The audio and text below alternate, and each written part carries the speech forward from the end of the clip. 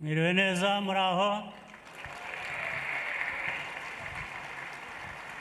Nishimiye to be your host, as they said.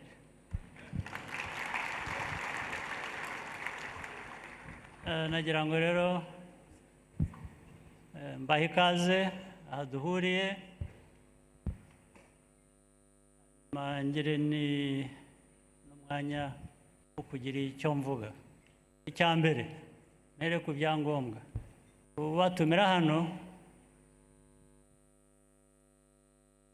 yari kugira ngo twifurizanye umwaka mushya muhire tugiye gutangira mu 2024.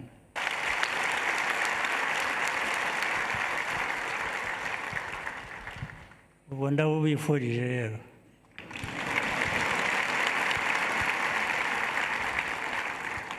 Ndetse ngira ngo mbashimire uko dushoje uyu mwaka tugiye gusoza w'ibihumbi 2023. Wabayemo ibintu byinshi ndetse byinshi kurusha byagenze neza.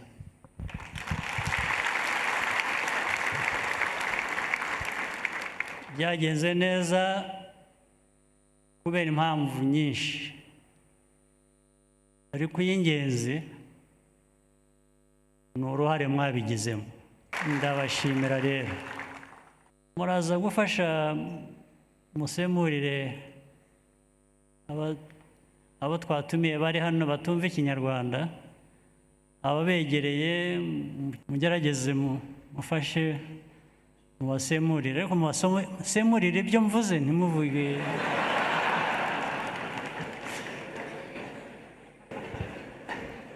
ntimushyiremo umunyu, ntimushyiremo cyangwa ntihagire ibyo cyangwa se urusenda, ntimushyiremo ibyo ntabuze. Ariko mwese n'abatashoboye kuba bari hano ndabashimira uruhare mwagize mu kuntu tugiye gusoza uyu mwaka ibintu byaragenze neza.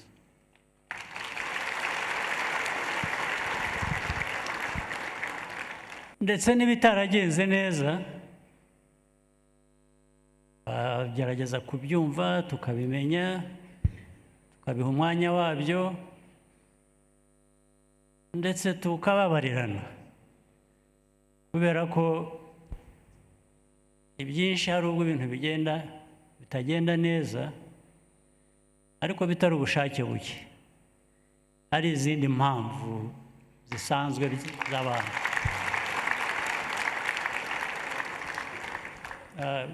Iteka abantu bakora ibintu byinshi byiza bibaranga, hakabaho ubwo basitara ntibakore ibintu uko byari bikwiriye. Ibyo twababarirana tukabisiga inyuma, tukabisiga muri uyu mwaka.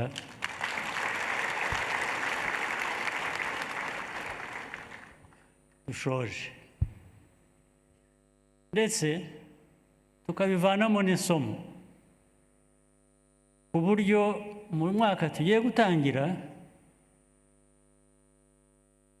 tutasubira amakosa twaba twarakoze kandi tutari tunabigendereye.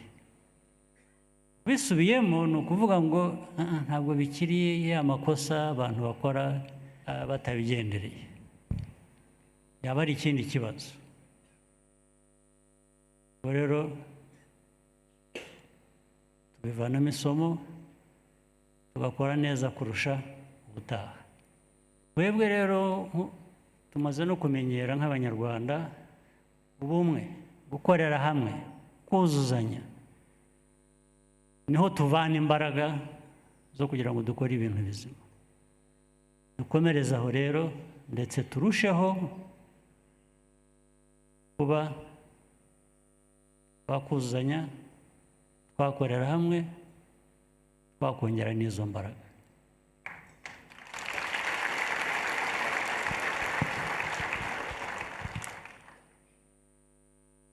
ndetse ushubije amaso inyuma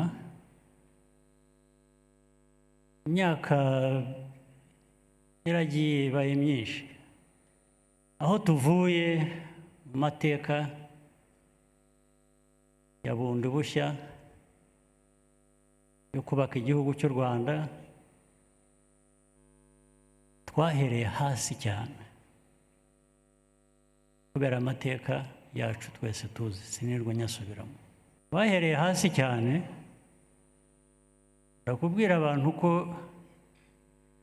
twahereye hasi cyane ku buryo nta hasi haharusha twajyaga kujya, ahubwo icyavuyemo cyiza ni uko ubu tuzamuka tuva hasi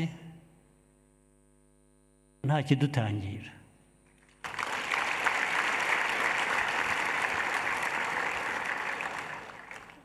Kugira ngo aho kugira ikidutangira mu kuzamuka tuva hariya hasi twageze habi cyane, ntabwo byizana gusa, bituruka ku guhitamo, amahitamo abanyarwanda tugomba kugira. Tugomba kugira ubwo bushake, tugomba kugira iyo myumvire ituma twakora icyangombwa cyose gishoboka, niyo cyaba kigoranye giti. Abantu baritanga, niho bava kwitanga. kugira ngo nshimire urubyiruko ruri hano, rurimo abashinzwe umutekano ku buryo mwihariko, ingabo, abapolisi, izindi nzego z'umutekano zirara ijoro amanywa bakayirirwa, ndetse badahabwa ibingana n'ibyo bari bakwiye kuba babona kubera akazi bakora n'ukuntu kanyuranye.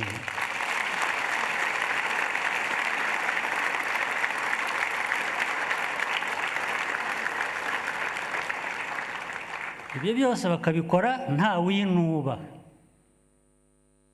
ko azi uko akorera igihugu cye, anibuka naho igihugu cyavuye. Niba haravugiye ko ari uguhitamo, abantu bashobora guhitamo ngo ariko na mbere hose u Rwanda ntirwari u Rwanda, kuki tutamera nka kwa kundi kwaho tuvuye? Kuko aho tuvuye hari abari bahari nyine bisa nkaho ntacyo byari bibatwaye, wenda niko bari bahisemo, namwe mwahitamo. Ariko guhitamo kwarabaye, niyo mpamvu turi hano, impamvu dutandukanye, komeza gushaka gutandukana n'abagize ayo mateka ya mbere yubetse u Rwanda karushyiraho rwari icyo gihe. Muri uyu mwanya rero navuga hari indirimbo avuga ngo ntabwo ndi buririmbe, ntabwo ijwi ryanjye ari ryiza,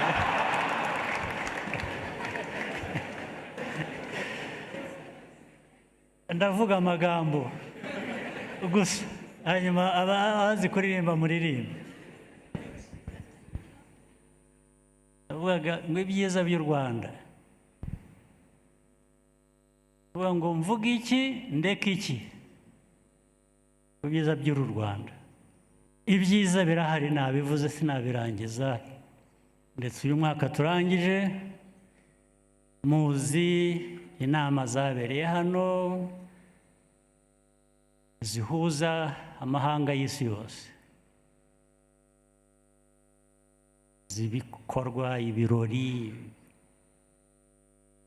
ibintu ndetse byose biganisha ku majyambere y'igihugu,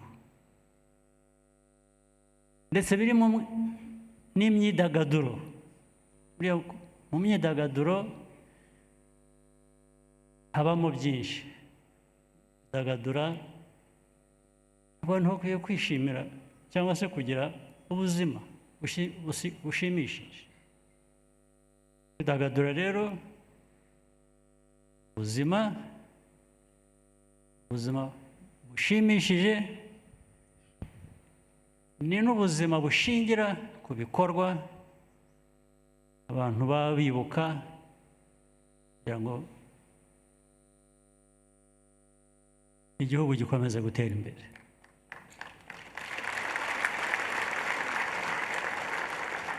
Ndetse n'ubu turaza kugira umwanya wabyo, ngira ngo nuko byateguwe, turaza kugira umwanya wo kwidagadura, sibyo? Kandi tujya twumvikana ko iyo tugiye gukora ibintu tubikorana ubushake, tukabinoza, nababwira ikireba.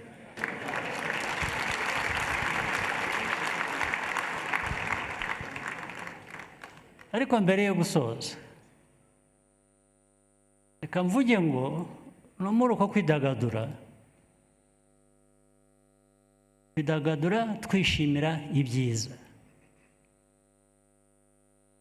ariko tunidagadura tutibagirwa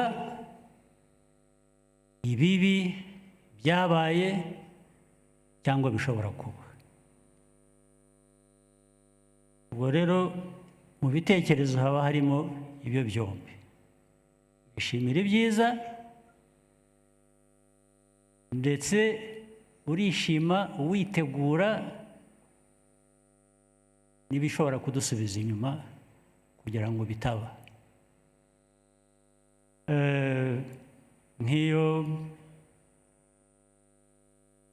wumvise abantu barahari kandi bamwe, ariko mu banyarwanda ni bake, bikuririzwa n'abandi,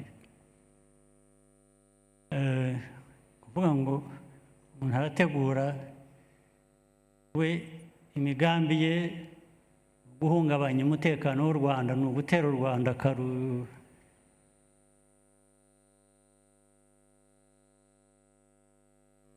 akarushwanyaguza. Icyo tutazi ni ikizi.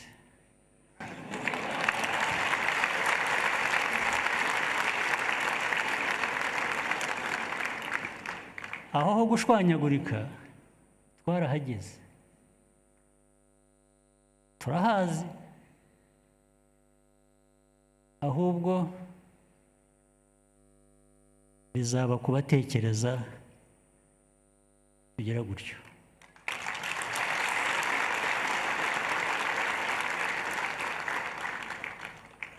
Ibyo byaravuzwe, hanyuma hari abaje kumbwira ngo ariko buriya ngo ntubyiteho, ngo buriya ngo ni ukugira ngo iki?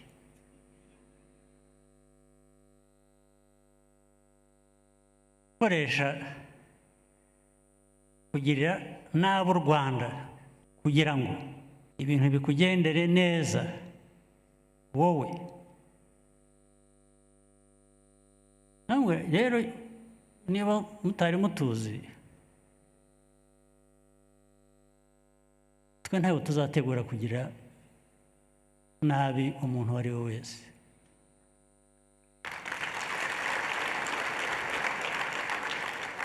Ariko ntushobora no kuza kunyigisha ngo uriya wavugaga biriya ntabwo ari byo yavugaga. We ntabwo ari wowe yavugaga, yavugaga. Kuri njye rero ngomba kwitegura kugeza igihe nzabonera ibimenyetso ko atari byo yavugaga.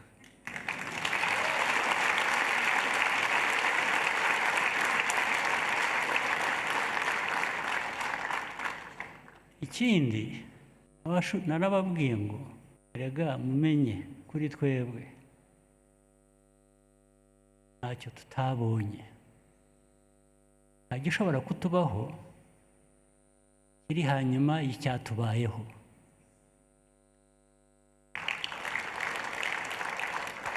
ubwo rero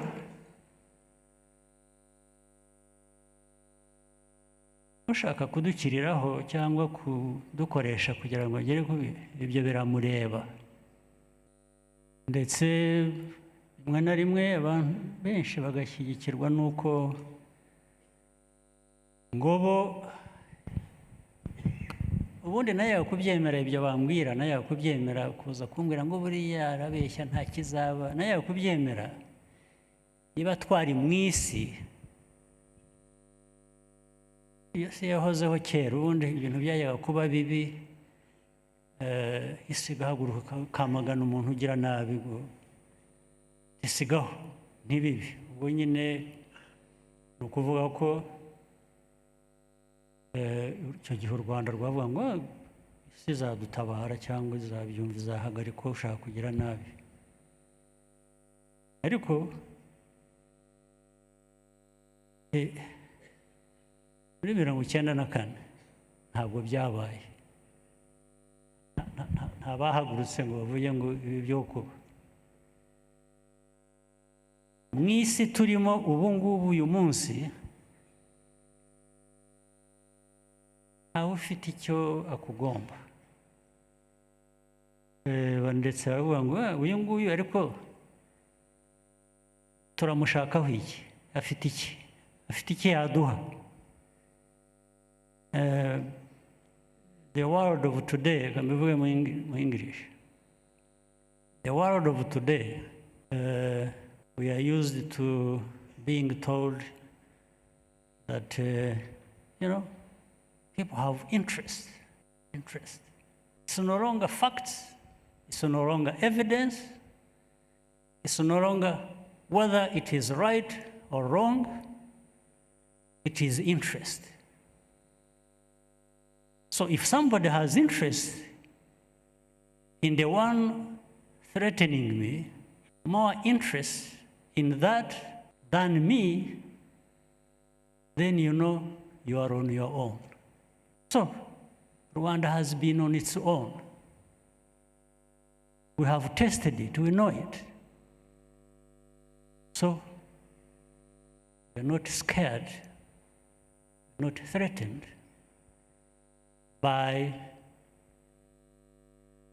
the possibility that at one time we will be on our own again.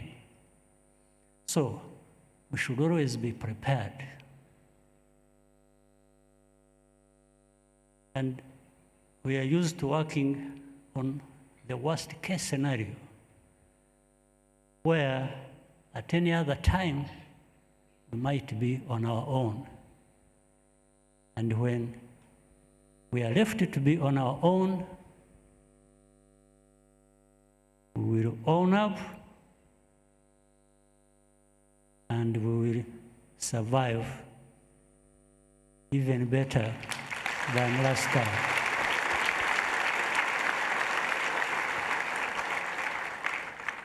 Birenze n'iby'ubushize.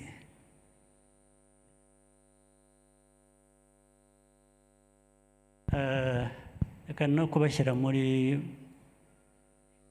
politike nyinshi, ariko nagira ngo nabyo nk'uko dusanzwe duhurira kuri byinshi nabyo mbibasangize. Umwaka w'ibihumbi 2024 rero twese uzatubere mwiza. Ibibazo tuzahura nabyo, tuzahangane nabyo, ibyiza dukorera kugeraho, tuzakora ibishoboka byose tubigereho. Ariko nari mfite ubwo butumwa bubiri, bumwe kuri twe abanyarwanda, ubundi ku bandi batari abanyarwanda bari muri cya gice navugaga.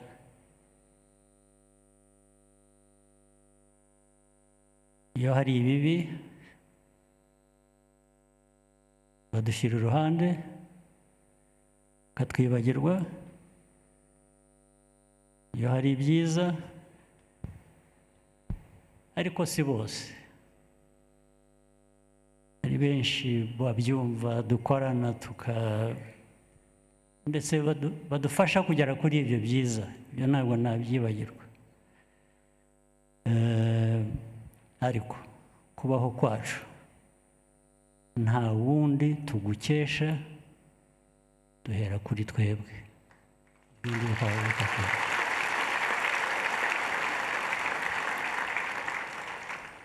Nyuma, after boring you with all this stuff, I want you to be happy tonight. You can dance your something off. All right? Have a good evening.